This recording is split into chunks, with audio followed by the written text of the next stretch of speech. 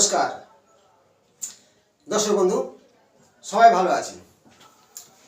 বৃহত্তম শাস্ত্র, বৈদিক জ্যোতিষ, বাস্তব আমাদের জীবনে চলার পথে শত্রু, রোগ শোক, ব্যাধি সব কিছু নিয়ে আমাদের বাঁচতে হবে, অর্থ ইনকাম করতে হবে, আবার অর্থ ব্যয় করতে হবে।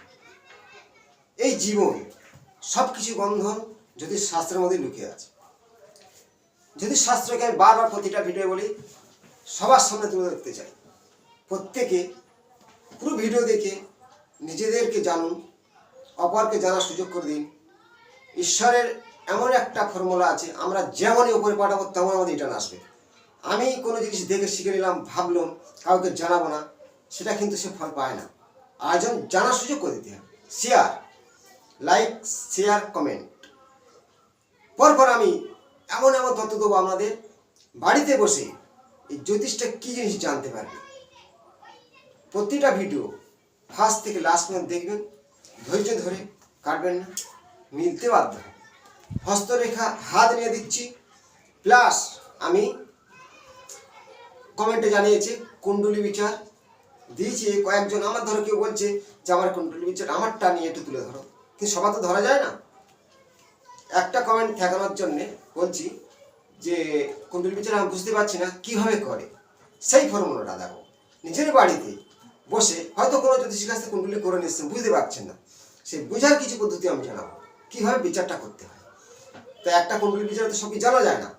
অসংখ্য অগাধ 9টা গ্রহ, তার ভাবমূর্তি, ভাব বিচার বলা হয়। সে কে কোনভাবে বসে আছে, কত ডিগ্রি বসে আছে, কত কে কার দৃষ্টি দিচ্ছে, শত্রু মিত্র তারও ভাব আছে। সেই অনুযায়ী সেই বিচারের ধারা বলতে হয়। যেমন হাতের অসংখ্য বিচার আছে। তা আমি যে কুণ্ডলীটা আগের আপনার সামনে তুলে ধরছি, যে একটা ব্যক্তির কথা রাখার জন্যে যে কুণ্ডলী বিচার কীভাবে করে বুঝতে পারছি না, তার কিছু সূত্র জানাচ্ছি। পরবর্তী আবার আমি জানাবো সেই গ্রহদের ফর্মুলা, কোন ঘরে কোন গ্রহ কেমন কাজ দেয়, তার ফর্মুলাটার সূত্র জানাচ্ছি। সূত্রটা নিজেরাই বাড়িতে নিজের সন্তানের কুণ্ডলীটা পেতে মিলাবেন, সেই ভাবগুলো কেমন আছে। প্রথমে এই যে 12টা ভাব বলা হয়, এই 12টা ভাবের মধ্যে আমাদের জীবনের কাহিনী লুকিয়ে আছে, বাস্তব লুকিয়ে আছে, তার ডেট অফ বার্থের সংখ্যা, নাম্বারও লুকিয়ে আছে। প্রথমেই এই 12টা ভাবে কীভাবে বিচার করে প্রশ্ন করেছে। যে কোনো ব্যক্তির লগ্ন যেখানে থাকে সেখান থেকে তার এক ধরতে হবে। এখন মেষ থেকে এটা ধরলে 12টা ভাবে 12টা রাশি এই ঘরের মধ্যে আছে। এই ঘরের মধ্যে 12টা ভাবে বিচার করা হয়।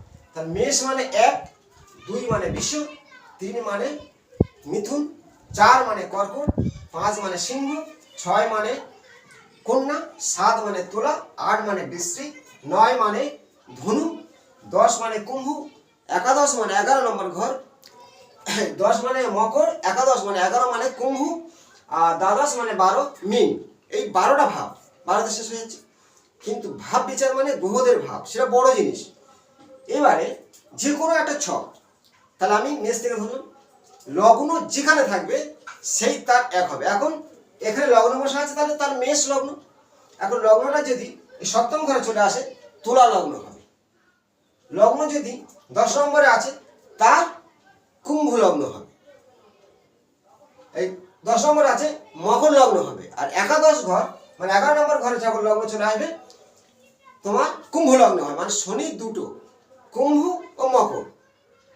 সিংহের একটা, মানে সূর্যের চাষ একটাই, চন্দ্রের একটাই, বাদ বাকি সব দুটো দুটো করে। যেমন তুলা রাশি, একজন এখন চন্দ্র বলি, চন্দ্র যে ঘরে বসে থাকবে সেই তার রাশি হবে। আপনার সন্তানের যে কুণ্ডলী খুলছেন, চন্দ্র দেখা যাচ্ছে এখন ধরা যাক 1 নম্বরে বসে আছে, তাহলে তার মেষ রাশি হবে। চন্দ্র যদি 2 নম্বরে বসে থাকে, এই 2 নম্বর ঘরে বসে থাকে, দ্বিতীয় ঘরে চন্দ্র বসে থাকলে বৃষ রাশি হবে। 3 নম্বর ঘরে বসে যদি চন্দ্র থাকে, মিথুন রাশি হবে। 4 নম্বর ঘরে বসে থাকলে কর্কট রাশি হবে। তাহলে বুঝতে পারছেন যে চন্দ্র এখানে 5 নম্বরে আছে, সিংহ রাশি হবে। 6 নম্বরে আছে, কন্যা রাশি হবে। এইভাবে চন্দ্র যেখানে থাকবে সেই তার রাশি, লং বলে যেখানে লেখা আছে সেইটা তার লগ্ন। তাহলে চন্দ্র ধরে বিচার করা যায়, লগ্ন ধরে বিচার করা যায়। আমি একটা সিম্পল বিচারের তত্ত্ব তুলে ধরবো। যেমন আগের যে ভিডিও দিয়েছিলাম যে অষ্টম ঘরে শনি মঙ্গল বা বুধ একসাথে আছে, সেই ব্যক্তির অঙ্গহানি হয়ে অ্যাক্সিডেন্ট হয়েছে, শরীরে আঘাত হয়েছে, পঙ্গু টাইপের হয়ে গেছে, তাহলে তার ডিগ্রি অনুযায়ী ফল দিয়েছে। এবার সেই যে কারণটা, অষ্টম ঘরটা আমাদের কি বিচার করা হয়? হেলথ। আমি প্রথম থেকে বলে বুঝতে পারবেন, এই যে লগ্ন তনুভাব মানে মানুষটা কেমন, তার মাথা, তার শরীর। 2 নম্বর ঘর থেকে বিচার করা হয় যে কোনো ব্যক্তির তার ব্যাংকে কত টাকা আছে, 2 নম্বর ঘর থেকে। এইবার 2 নম্বর ঘর তার কিছু করা যায় না, হয় চন্দ্র আছে, সৌন্দর্য কথা বলবে, সে অনেক ব্যাপার, কোন গোথালি কত টাকা থাকবে সেটা পরপর আমি জানাবো। তা 2 নম্বর ঘর থেকে আমাদের কি অর্থের ব্যাংকের হিসাব করা হয়, মানে টাকা সে কত মানি। 3 নম্বর ঘর আত্মীয় স্বজন তার কেমন, কতটা ভালোবাসে, তেমনই বিচার করা হবে। 4 নম্বর ঘর থেকে তার মার শরীর কত ভালো আছে, গাড়ি বাড়ি, 4 নম্বর ঘর থেকে হিসাবটা করা হয়। 5ম ঘর থেকে পিতা সাহায্য, সন্তান, শিক্ষা ও প্রেম করে ভেঙে যাচ্ছে, তার 5ম ঘরের ভাবটা দেখতে হবে, সত্যি রাহু বসে আছে, অবশ্যই তো হবে, তার ফর্মুলা আছে। তার 5ম ঘর থেকে আমাদের প্রেম, শিক্ষা, পিতা, সন্তান, এতগুলাই বিচার করা হয়। 6 নম্বর ঘর থেকে শত্রুভাব, ঋণ, রিপু, মানে সে কতটা শত্রুর মুখোমুখি করতে পারে, মোকাবিলা করতে পারে, বা শত্রু দ্বারা কতটাই সে ক্ষতিগ্রস্ত হবে। আবার 6 নম্বর ঘর থেকে কিছু চাকরির হিসাব পাওয়া যায়। 7ম ঘর থেকে রিপু সুখ, যৌবন সুখ, দাম্পত্য জীবন 7ম ঘরে।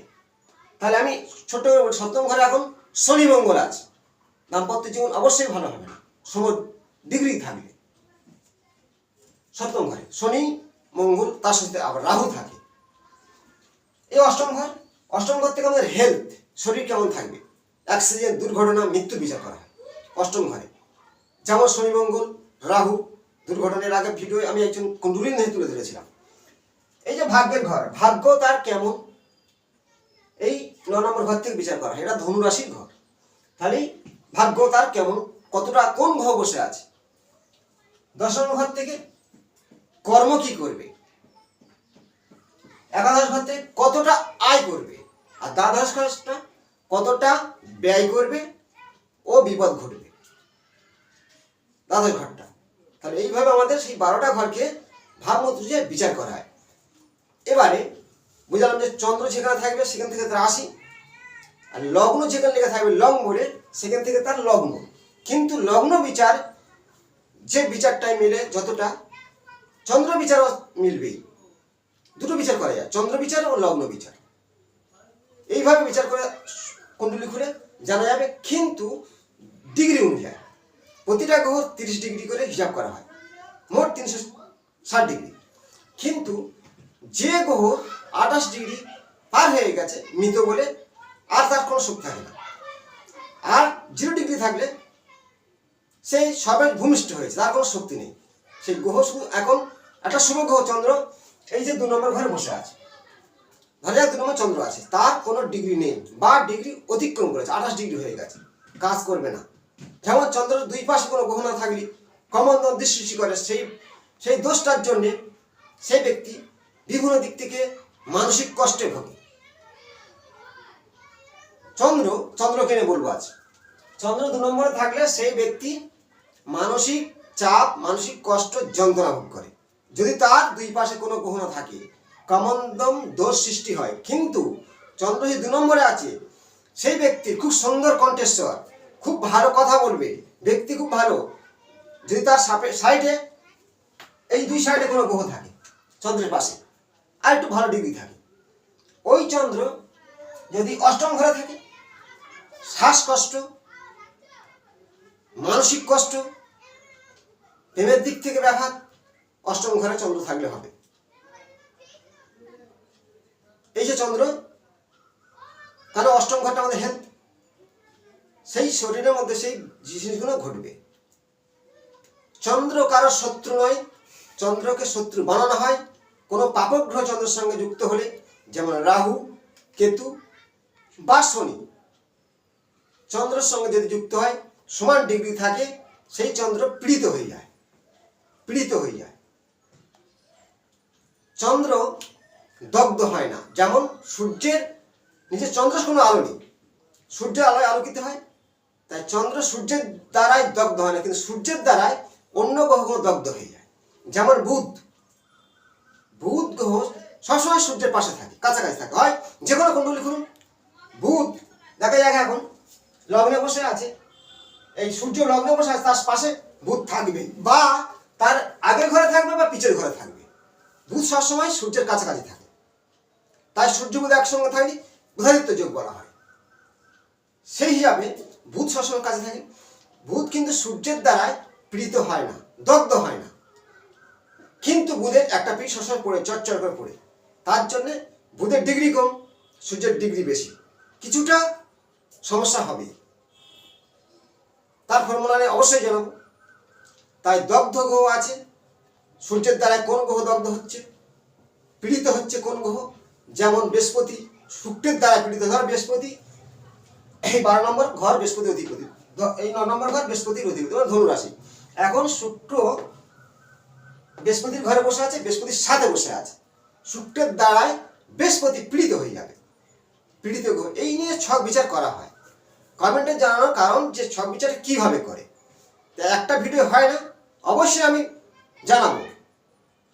আমি আজ যে ভিডিও দিলাম শিল্পীর একটা সূত্র দিলাম, এই সূত্র ধরে নিজেরাই কিছুটা জানুন। আমি তো হরস্কোপের হাতের ভিডিও করছি, কুণ্ডলী বিচার যখনই ধরবো অবশ্যই পরপর জানাবো। এই ভিডিও সবাই লাইক শেয়ার কমেন্ট করুন। ভালো থাকবেন, নমস্কার।